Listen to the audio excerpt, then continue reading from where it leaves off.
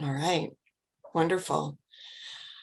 I want to welcome folks. I'm very glad you're here today. As I said, my name is Kim Burton. I work for the Mental Health Association of Maryland, and we co-sponsored with Behavioral Health System Baltimore this program today in honor of May as Older Americans Month and also May as Mental Health Awareness Month. So we are going to be talking to you about older adults and mental health. We intend for this to be an hour-long program, but we have lots of information. So it's going to be tight, and we're going to ask for folks to hold questions until the end.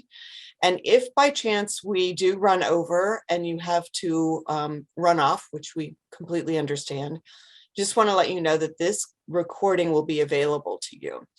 So after the program, we will be sending out a link to folks to a OneDrive folder that will enable them to listen to the recording and see the PowerPoint slides, but also to see the support materials that we will be referencing throughout the program today.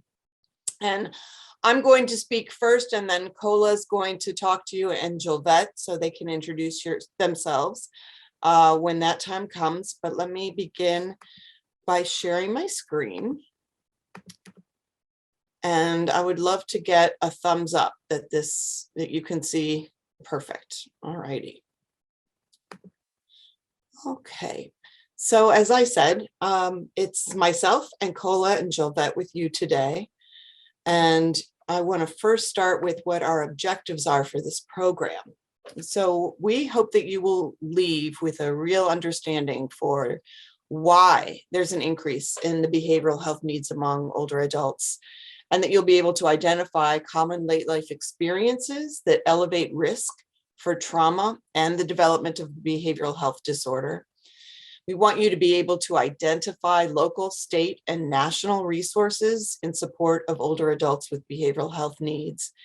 And finally, explain the benefits of peer support for older adults and how to access peer support information. To begin with, I want to give you an understanding of the growing number of older adults, which right now in Maryland, older adults outnumber school-age children. And the information I'm about to show you is from the Maryland Department of Aging State Plan. When you get the PowerPoint, you will be able to click on any of the underlined blue links that will take you to those pieces of information. So the Maryland Department of Aging State Plan is pretty interesting, and I urge you to check it out. But what they tell us is that in 2020, there were 6.1 million Marylanders, and 23% of those folks were over the age of 60. By 2040, the number of Marylanders will grow to 6.7 million. And older adults over the age of 60 will represent 27% of that population. That's quite large, but here's the alarming number. Between 2020 and 2045, the number of Marylanders over the age of 85 will increase by 158%. That is a huge number, and the first time that we have seen so many older adults in the history of our world, really. At least 25% of older adults, so 1 in 4, have one or more mental health or substance use conditions which present unique challenges for their care. This information and the next couple pieces of information that I'm going to bring you are from a report from 2012 called In Whose Hands, and the report is from the Institute on Medicine. What they found is that fewer than 40% of older adults with mental health or substance use disorders get treatment. And of those who do receive treatment, most go initially to their primary care physicians who provide minimally adequate care. And that means not care supportive enough holistically for the individual to truly benefit from treatment and recovery. So if we look at the kind of older adults, people over the age of 60 in Maryland, and we know that 1 in 4, so a quarter of those older adults, are experiencing a behavioral health disorder. I wanted to let you know that a small number of those are people who live with chronic mental illness. So chronic mental illnesses such as schizophrenia or bipolar disorder or major depression or even long-lived anxiety, those illnesses usually begin in our late teens and early 20s. And people who do live with chronic mental illness, unfortunately, have a shorter life expectancy than the general public. That can be up to 20 years of a shortened life expectancy because of a lot of issues having to do with medications and issues that happen with lifestyle and health consequences of the illnesses and the medications, and the fact that in the past people didn't get, quite frankly, really good health care, and that is changing. So this number is growing.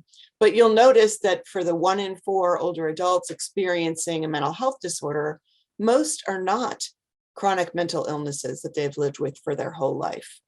So that means that the balance of folks are experiencing what we call a late onset behavioral health disorder. This is usually depression and or anxiety. It could be a substance use disorder. And also we want to include dementia in that picture.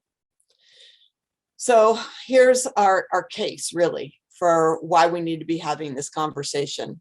We've got 10,000 people on average in the United States turning 65 years old every day. That's a lot of birthdays. And despite the shortened life expectancy, people with chronic mental illnesses are living longer than they have before.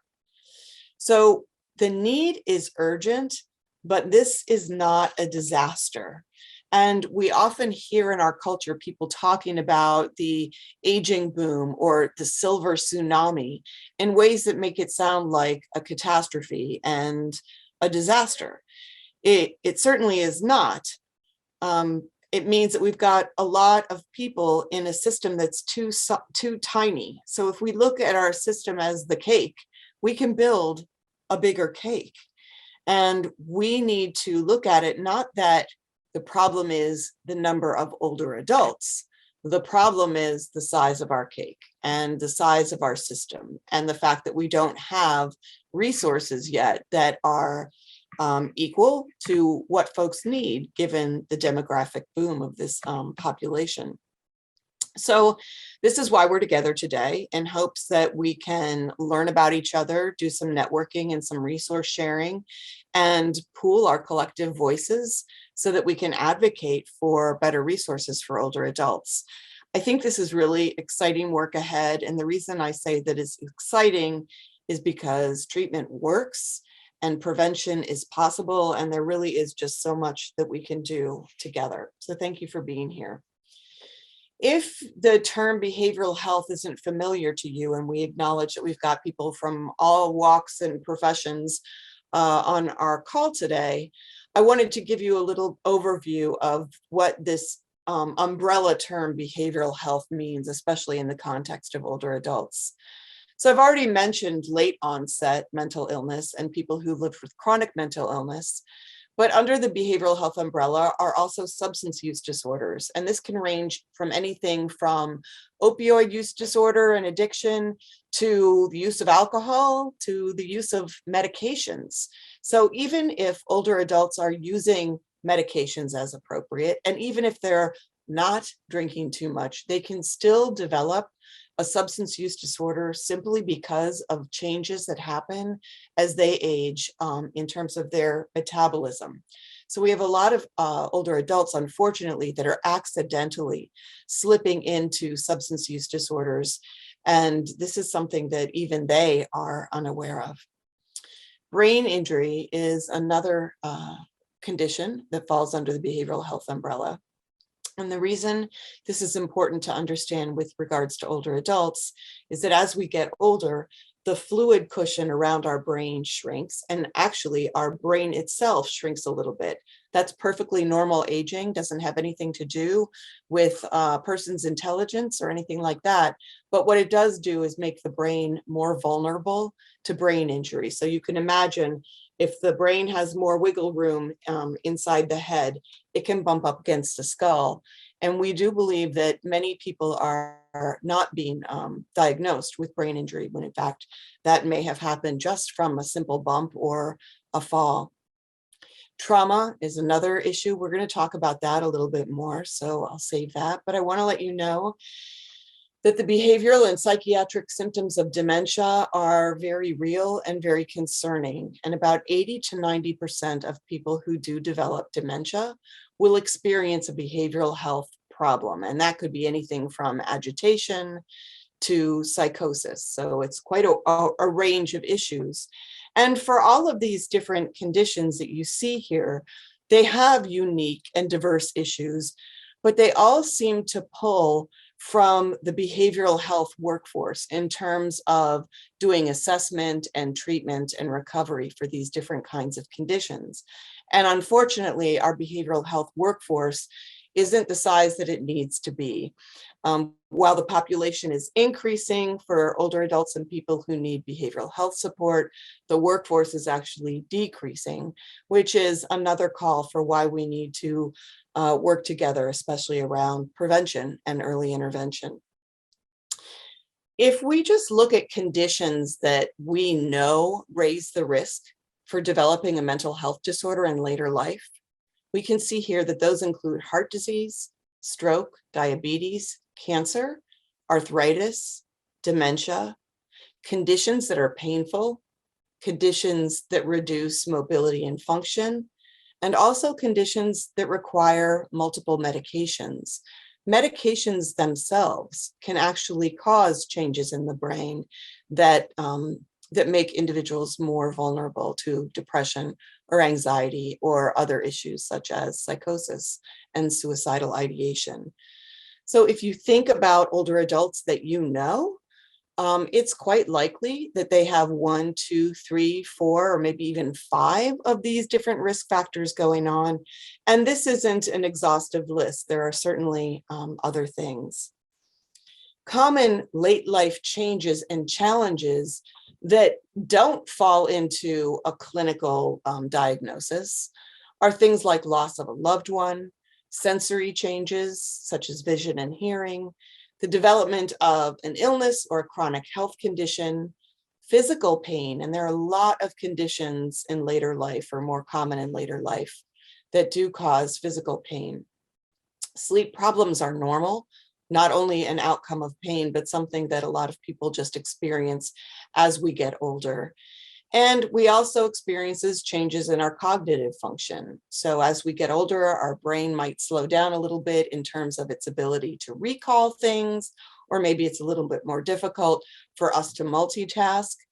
But people who are developing dementia will have pretty significant problems with memory or executive function and focus.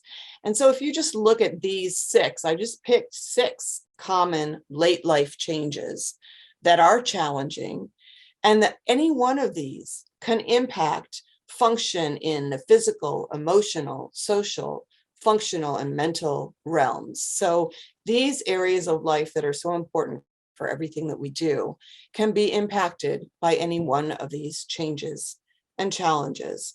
And we need to acknowledge that this can be traumatic, but we also need to take a look at some of the common late life trauma experiences. So obviously losing people that we love is more common in late life and can be very traumatic. But not only losing people, maybe leaving a home that somebody's lived in for 20 or 30 years, or moving in with family or other people and losing a sense of privacy. Definitely, as I already mentioned, there's some sensory changes and functional decline. So, if we have pain, it can be more difficult for us to move around and do the things that we like to do and things that we're used to doing. There is a higher risk for isolation and loneliness as we get older. Isolation is a very objective measure of the number of people that are around you. Loneliness is more of a subjective measure of how somebody feels about the quality of relationships that they have and the number of people that they have relationships with. And the health impact of loneliness is pretty severe. The United States Surgeon General a few years ago equated the toxic effects of loneliness with the toxic effects of smoking 15 cigarettes a day. So loneliness causes a lot of stress. The stress releases cortisol that surges through our brain and other organs of our bodies and literally can cause illness and deterioration. So loneliness can actually increase the mortality rate among older adults. I've already mentioned injury and illness and pain. Think about hospitalization and the trauma that can occur if an older adult is hospitalized and really might become uncertain if they'll be able to go home again or do the things that they want to do.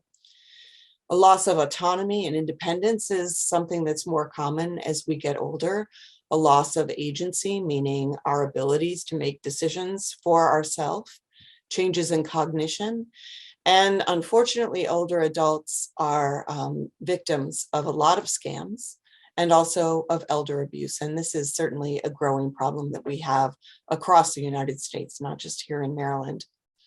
So these trauma experiences, any one of them, or a couple of them in combination, compounded trauma, can be potential triggers of trauma in the past.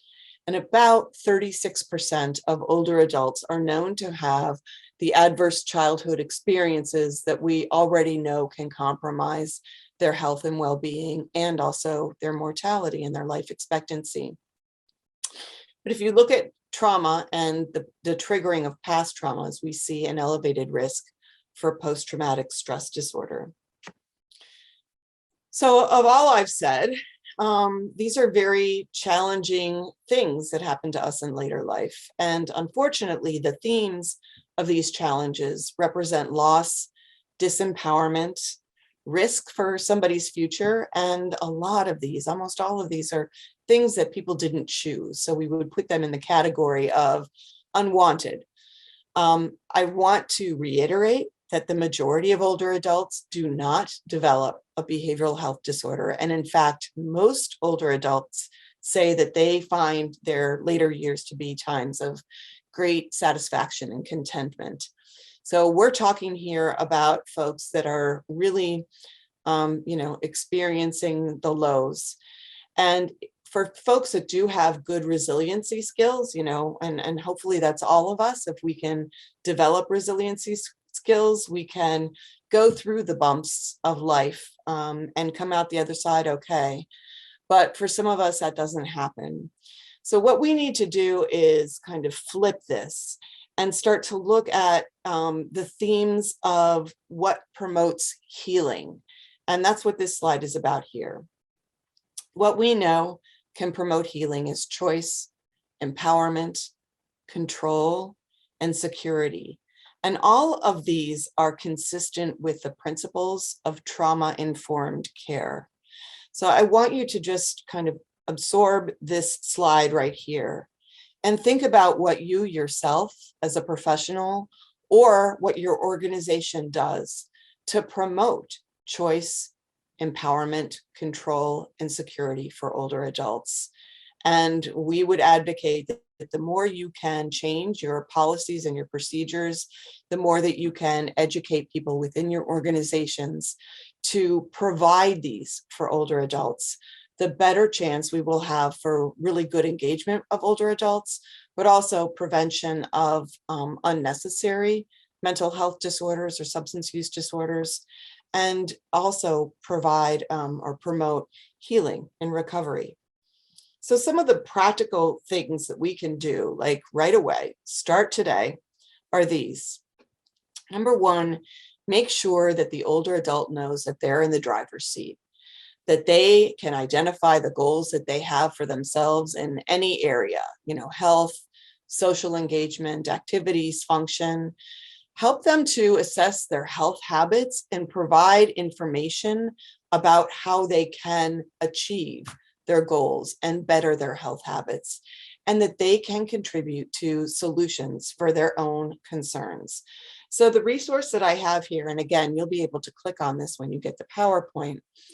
This is actually a toolkit that was put together, what matters to older adults. And this is for an interdisciplinary group of people, meaning that this is as appropriate for doctors and nurses as it is for social workers and nurse navigators, community health workers, people who are working as peers, and people who are working as volunteers.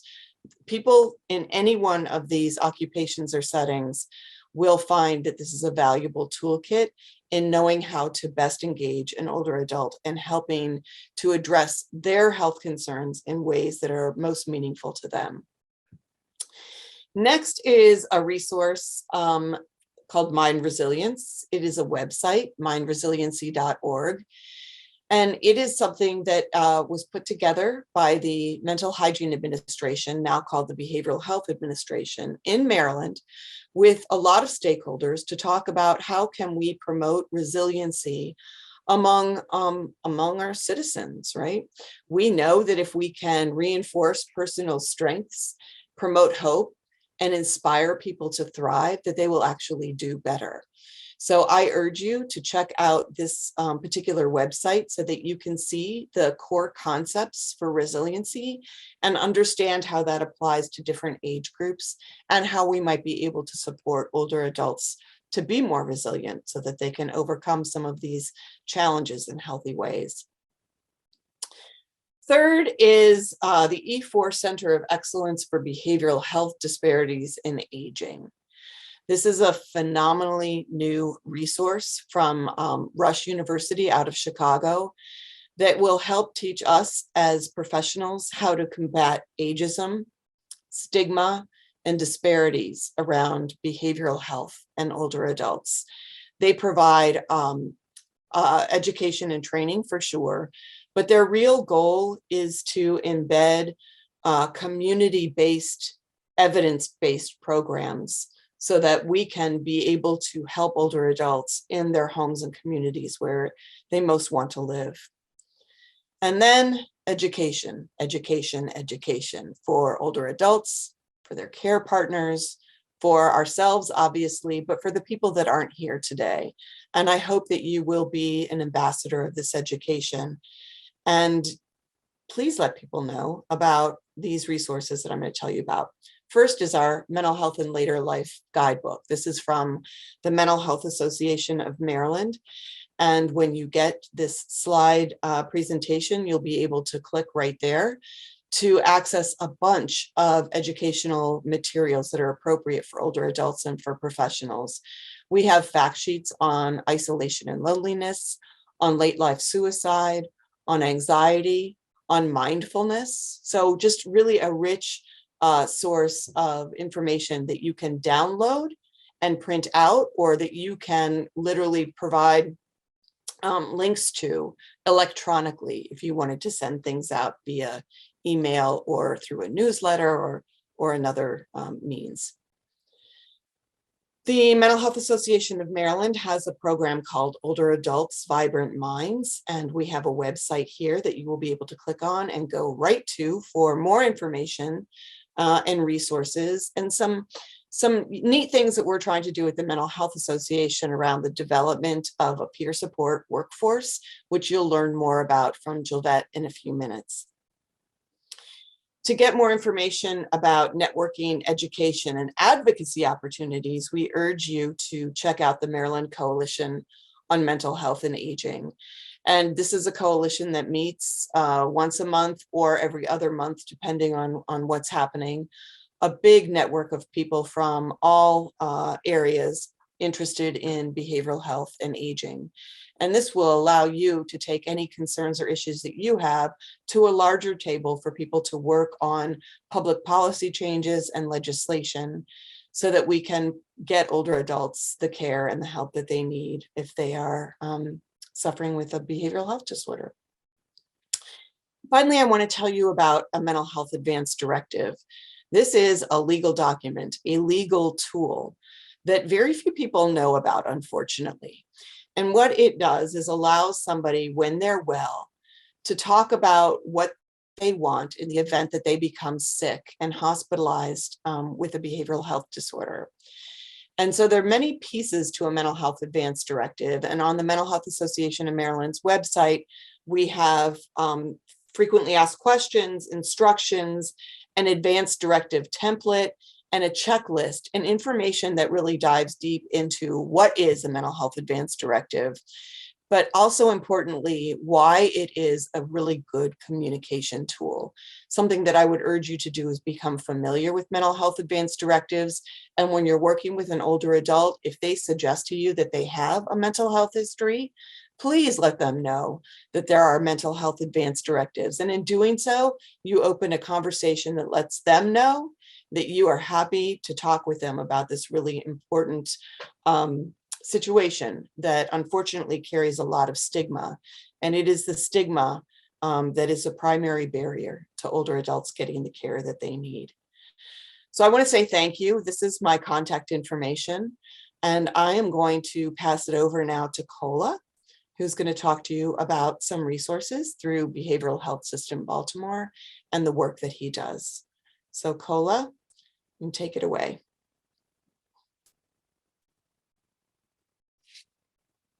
And not hearing your voice.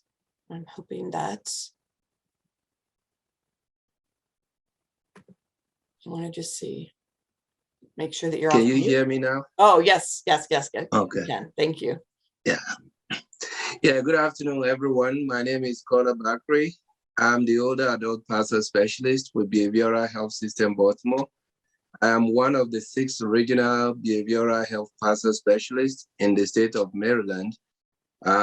Subsequently, in this presentation, I'm going to share with you some other folks who are scattered across the state who are doing the same thing all over the states. And here, I just want to kind of just start with some facts that we should take into account when we are addressing late behavioral health concerns. It is very obvious that we find out that many of our older adults, if not all, are less likely to seek treatment for their mental health condition, several reasons, compared to all these young folks who are quick to say, oh, something is bothering them, and they will quick to ask some professionals to help them. Not the case with older adults. Various reasons, particularly these 3, that maybe they don't know how to harness the resources, or they don't even know someone who will help them, or at the same time, they just feel like they'll do that to themselves and they're not even going to have this opportunity. So, but they are more likely to seek religious support, and they think or believe that that will help them with the treatment of what they are going through. Hey, there's nothing wrong with doing that, seeking religious support, but that should not truncate the opportunity to be able to seek the help of professionals in different areas who can also help them in the quest to subdue or conquer this behavioral health issues that they are facing. Right now, there is growing diversity in this cohort of a population that is growing.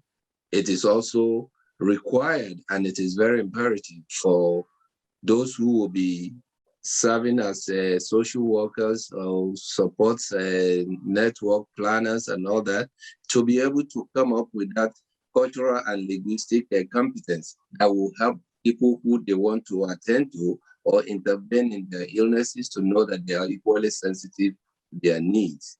And there is the opportunity to know the fact that cognitive and functional sensory impairment that occur with age as we grow complicates how to detect and diagnose mental health, which is part of the concern that people should be taking cognizance of. Next.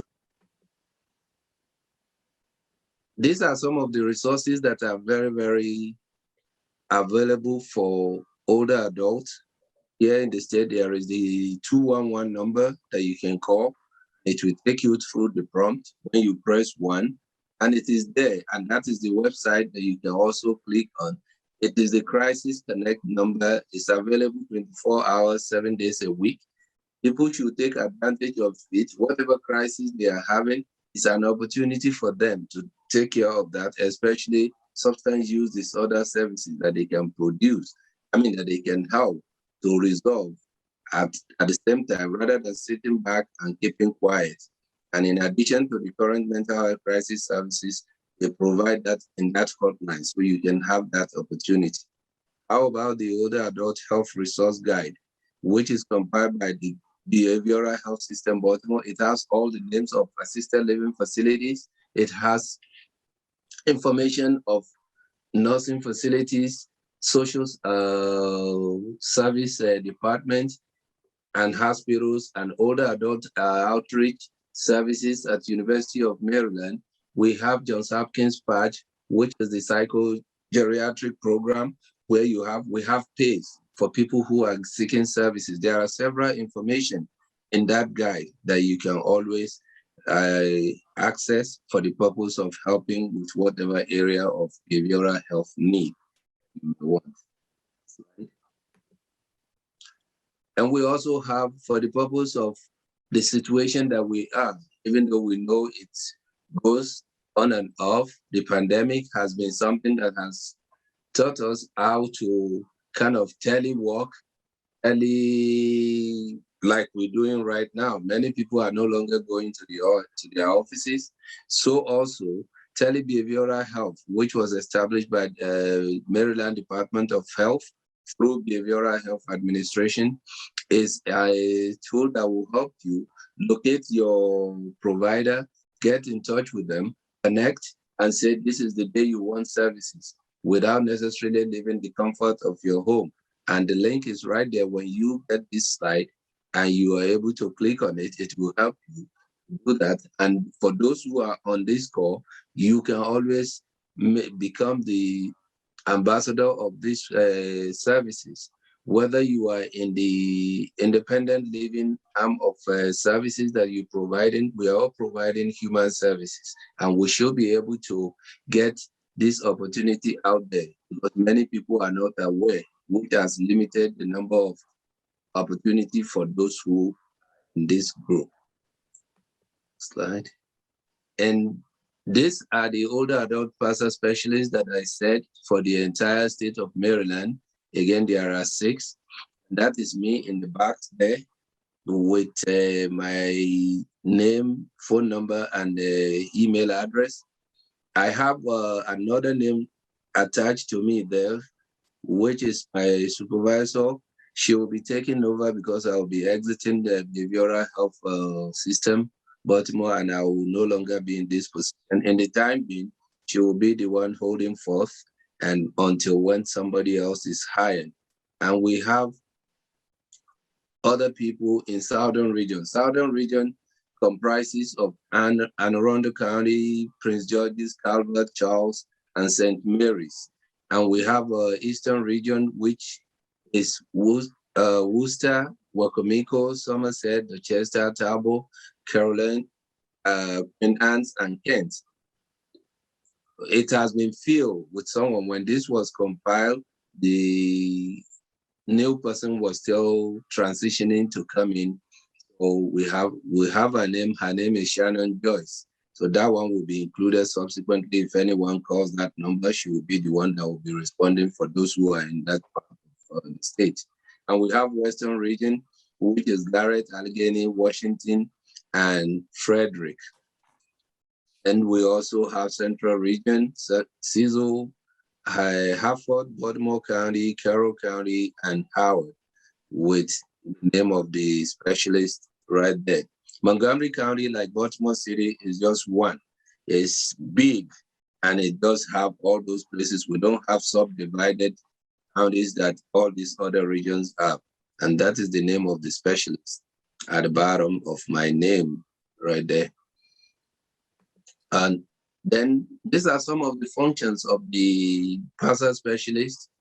We answer inquiries, assisting local agencies, nursing facilities, and hospitals with issues relating to behavioral health conditions.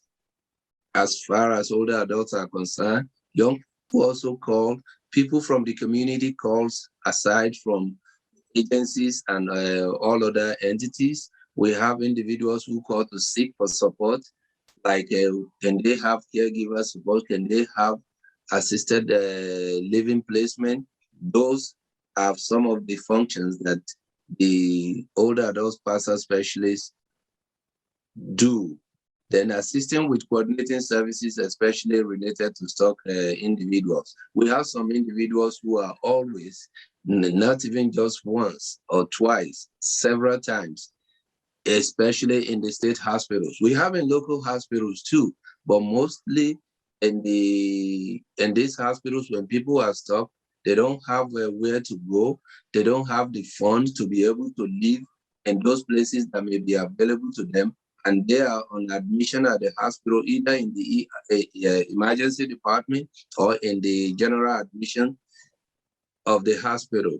Most of the time, they always find themselves not knowing what to do. They always quick to say that they should be discharged to the shelter. PASRR specialist is there to kind of advocate for these individuals and say, okay, let's work extra mile to see what we can do to find placement for this person with the limited income or with no family involvement, at least to make this place comfortable rather than just send this person to a place where the case can be worsened. This person can come back again to the hospital. The purpose that we are doing this is to be able to de-institutionalize all these facilities that we have people in there and walk them through independent and sufficient way of living, either with relatives or in an establishment like the one we have just mentioned. And we also conduct follow-up calls and visits once an individual has been admitted into in the nursing facility, because most of the time we have lists of individuals who is always sent to the specialists all across the state.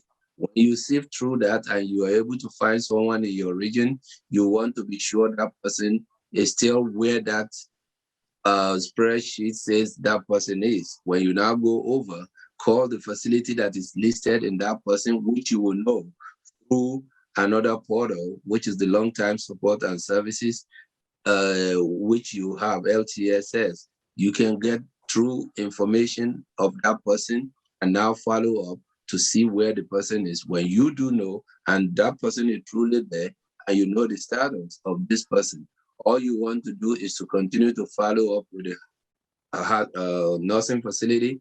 Your contact will be the social service director or the social worker, whoever, whatever the designation of whoever is there.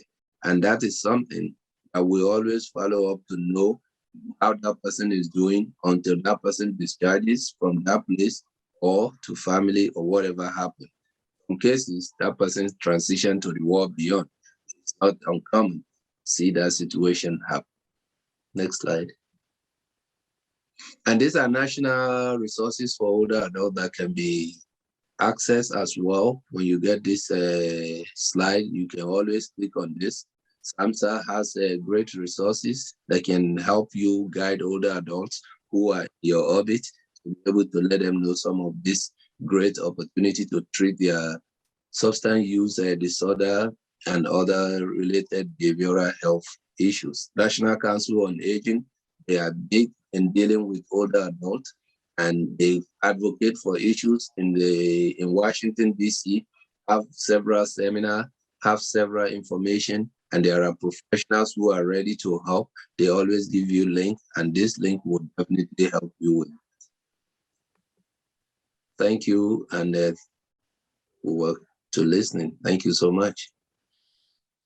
Thank you, Kola. And I want to let folks know again, we will take questions at the end as we have time for. So if you do have questions for Kola, though, you can go ahead and put them in the chat and we will get to those after we hear from Julvette. So let me go to the next slide. Welcome, Julvette. Good afternoon, everyone. Welcome. My name is Julvette Price-Brown. I am the Consumer Inclusion Coordinator for Behavior Health Systems Baltimore. This is my information. So today I'd like to talk a little bit, give you a little bit of information about the new behavior health workers, which are called peer support specialists. The definition from the Maryland Health General is that peers mean a set of non-clinical activities provided by individuals in recovery from mental health disorders, substance use disorders, or in recovery from mental health substance use disorder, or addiction disorders, who use their personal lived experience and trainings to support other individuals with mental health and substance use disorders or addiction. So the definition for recovery, so you can better understand where peer is, recovery is substance abuse, mental health services administration says recovery is a process of change through which individuals improve their health and wellness, live a self-directed life, and strive to reach their full potential. Next slide, please. So peer specialists are again, they're people with lived experience, allies, or family members with lived experience of supporting someone through their adversities. So the Maryland peer certification process is that you have 2 years of sustainable recovery. You must self-identify as a person in long recovery through a personal statement. That is also for those who are allies, community members, supporters, family members. The same statement, you can use the same statement. You'll have the same requirements. Also, you're going to need 18 months and it takes about 18 months and it requires a combination of trainings in 4 domains, which the domains that we're trained in is mental and education, recovery wellness, advocacy, and ethical considerations. So after getting your 46 hours, you'll also need 500 hours to work through work or volunteer in order to have internship or on-hand experience. You need a GED or a high school diploma and 3 references, usually from someone who has obtained support from you. This credentialing is overseen by the Maryland Addiction and Behavioral Health Professional Credentialing Board, which is a state board that oversees the state certification.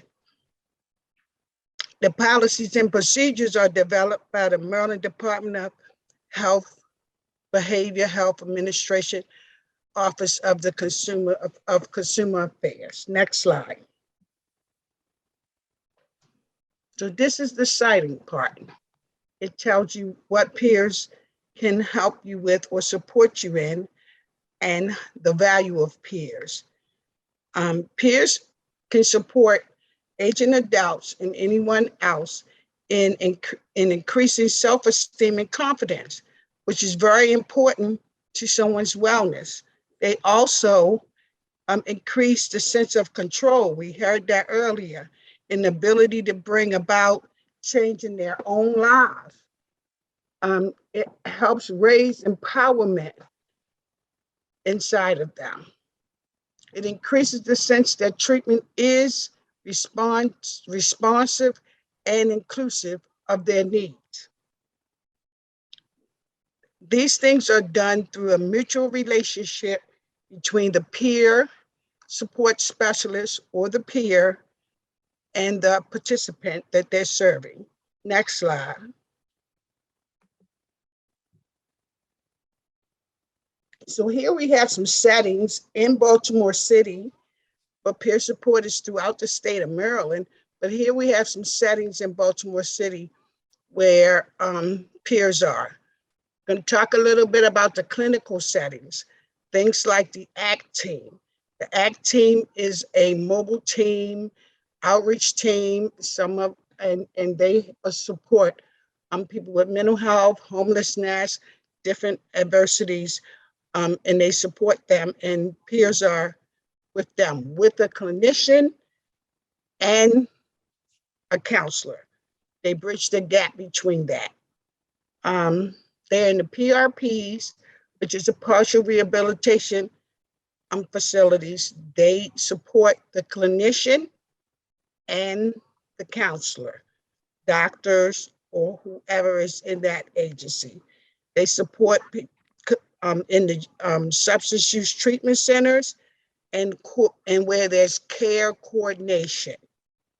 I understand there's a couple care coordinators on the line, so they bridge that gap and support them with supporting the other person, the individual. They also are in stabilization centers, street outreach, outpatient civil commitment, law enforcement diversion programs. They support with STDs and STI testing, in emergency room, which is called expert with mental health and substance use participants. They support in the criminal justice, in the courtrooms, drug courts, all different kinds of criminal justice systems. Now they have non-clinical settings. The peers are non-clinical, but they're in clinical and non-clinical settings. In harm reduction education, the wellness and recovery centers, the anti-stigma project, which is a project that supports removing the stigma, which is a very big barrier for people with substance use and mental health disorders. Quality control, quality assessment and assurance, recovery residents, the power on the block, which supports the community in the Fells Point area. There's peers supporting them around the Fells Point area. It's called Power Recovery on the Block. We also have community peers supporting people in the community within the downtown partnership and the downtown partnership guides. Next slide. So we're going to talk a little bit about understanding the role of peer, what the role of peer is and what the role of a peer is or is not. And the role of a peer, our primary role and our focus is a mutual one-on-one interaction or engagement, having a trusted building relationship, coaching, and supporting them where they are. That's our number one role.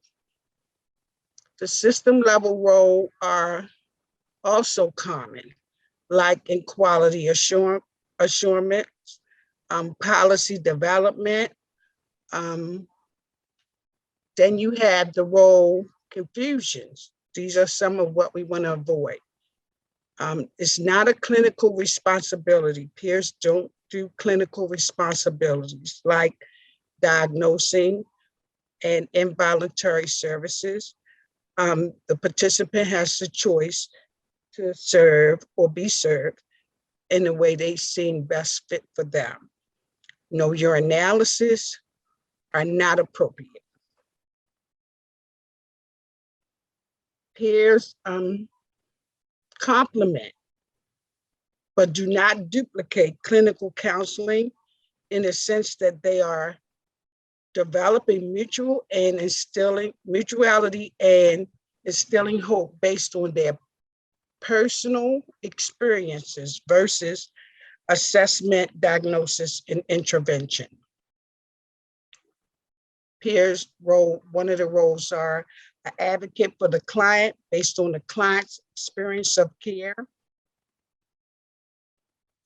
address stigma, like we talked about earlier, which is one of the big ones, address stigma and humanize clients by their example of self-identifying as a person in recovery. Security or cleanup responsibilities, as a primary part of the role, it's not appropriate for certified peers, but maybe an entry-level job for someone who is thinking about becoming a peer, especially if they will use peer skills. Developing rapport with a client is their daily duty. Sometimes you can use them cleaning up and ADLs and stuff like that to develop that mutual relationship if that's what that peer needs or asks for. Peers do not partake in regular supervision. Next slide. The role of a community health worker versus the peers in staffing roles. The community health worker identifies as a member of the community served, versus the peer identifies as having a personal experience of recovery. Programs that serve multiple target populations, like the LGBTQ, Spanish-speaking people in recovery from mental health, may benefit from having both the CHW, which is the community health worker, and a peer. In late 2019, CHWs became formally credentialing in Maryland. In 2013, the peer support specialist became formally credentialed in Maryland. These are some of the rates that are paid by the state to employ peers. It can run anywhere from 27 to 47 yearly. A criminal background check is done, and but usually if you're hiring a peer, you want to address the criminal background before the screening, before the offering of a position. Ensure restrictions on criminal backgrounds are related to the job role. Next slide. Here are some of the places you can connect with peers in Baltimore City. One of the number one places is the Wellness and Recovery Centers. And Wellness and Recovery Centers are a peer-run operation that provides services such as we spoke of, the one-on-one peer support, and groups such as RAP and other peer groups. They also offer training to peers also, treatment referrals, and benefits application, which is a big one for what we're speaking of. They can help you fill out your benefits application for those who need support, also help you navigate the new system of doing everything online. For housing and vocational support, advocacy and social activities, trainers and education, even food banks and other resources they can support you in getting connected to at these centers. We have the Hearts and Ears. We have HOPE, which stands for Helping Other People Through Empowerment. We have On Our Own Baltimore. And we have the new one is the Enid Pratt Library. Right now they're at the Penn North Branch Library at 1531 West North Avenue on Tuesdays from 12 to 3. However, it is expanding, and that information will come out later about the expansion to all libraries in each district.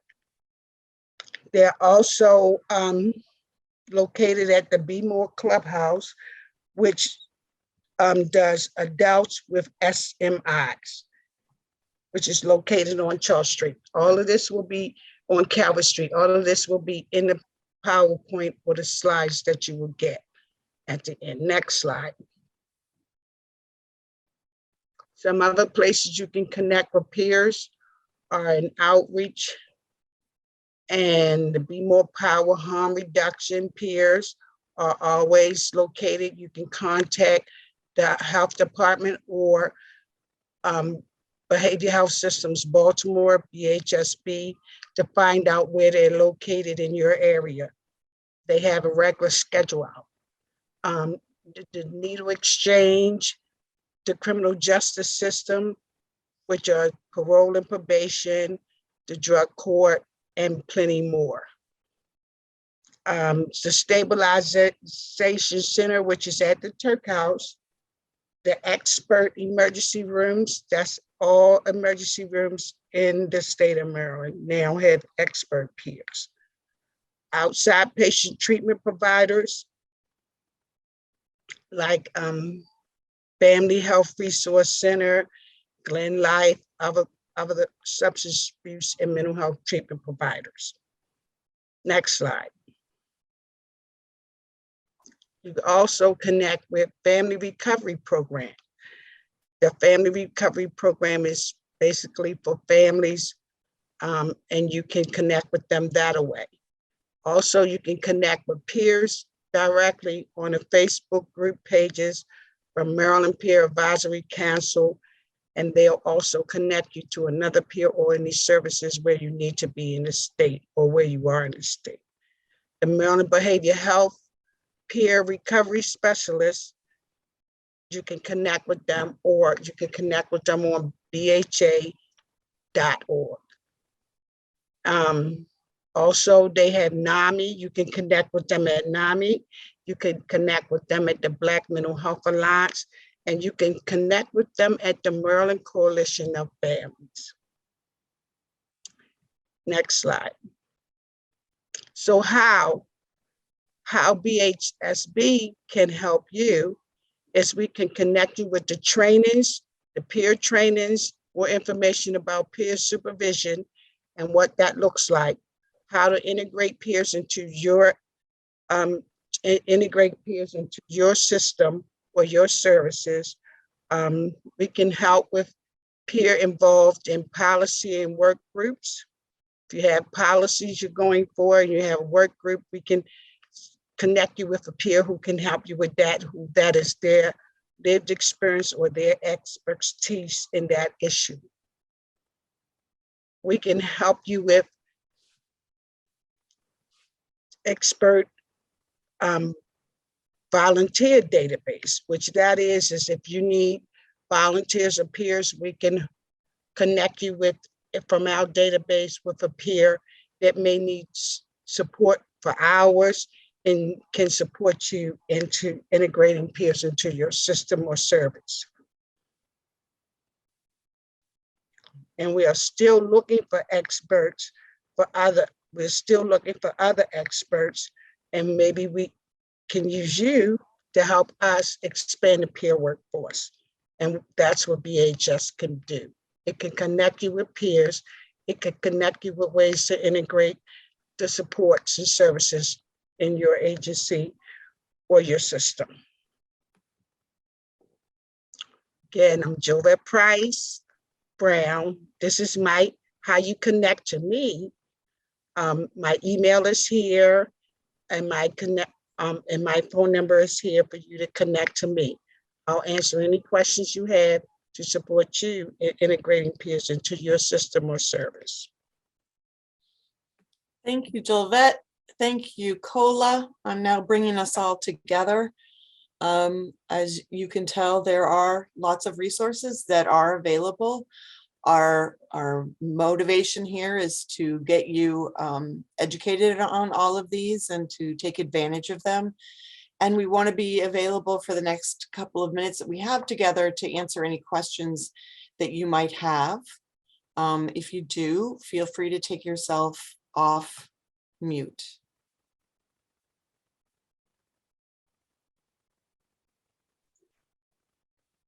Well, I hope that means we were thorough. All right, we will be sending out links to this information. And we thank you again for participating. Have a great week and enjoy the beauty of spring.